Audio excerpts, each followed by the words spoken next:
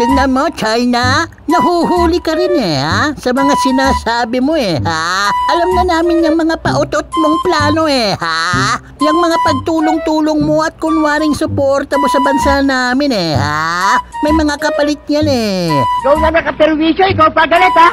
Yung mga trabaho na inaalok nyo na para sana sa mga Pilipino, kayo din naman makikinabang dyan ha? Yung mga huge construction contract na dapat ang local contract lang ang makikinabang. Yung mga pagpapautang nyo pero matataas na interest.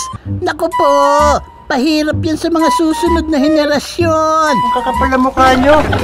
Tapos yung kunwaring pagpayag nyo na mangisda ang mga mangingisda namin sa sarili namin teritoryo sa West Philippine Sea, may kapalit! Nga, gusto nyo lang agawin ang Philippine territories namin ha? Ano ba naman? Pambihirang kaswapangan yan, ha? Baliw ka yata